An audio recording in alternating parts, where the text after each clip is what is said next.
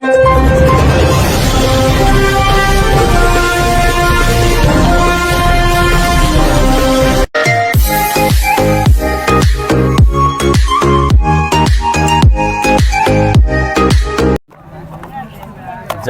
రెడ్డికి మైండ్ దుబ్బింది. వాళ్ళు fag end of their life 75 సంవత్సరాల వయసులో వాళ్ళు ఉన్నారు.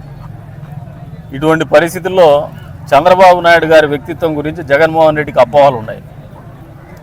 పచ్చకామర్లు వచ్చినోడికి లోకమంతా పచ్చగుంటుందంట.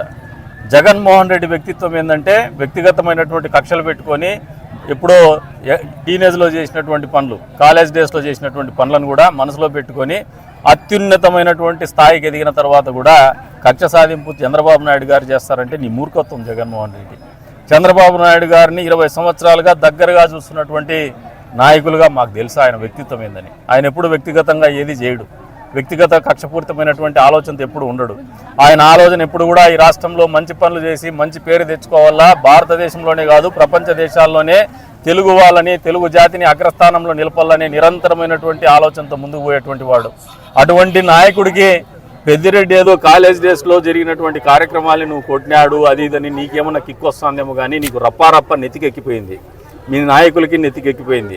మీరు ఆలోచన చేసేది తొక్కుకుంటూ పోయేటువంటి ఆలోచన, తలల్ని తొక్కించేటువంటి ఆలోచన.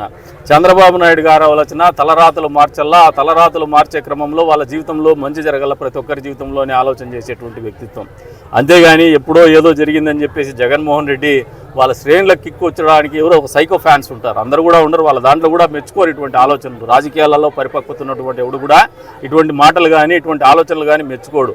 జగన్మోహన్ రెడ్డి మైండ్ దొబ్బి పిచ్చి పరాకాష్ఠకు పోయి లండన్ మందులు కూడా పనిచేయలేనటువంటి పరిస్థితుల్లో క్యాడర్ చేజారిపోతోంది, క్యాడర్ రోడ్డు మీదకి రావడం లేదు, పార్టీ మనుగడ ఏ రకంగా ఉంది, మనుగడ ప్రశ్నార్థకంగా మారుతోంది, మళ్ళీ జైలుకు పోవాలేమో అనే ఆలోచనతోనూ భయంతోనూ వణికిపోతూ ఈ రోజున చంద్రబాబు నాయుడు గారు ఎందుకు భయపడుతున్నారని చెప్తాడు, చంద్రబాబు నాయుడు గారు కక్ష సాధింపు అని చెప్తారు.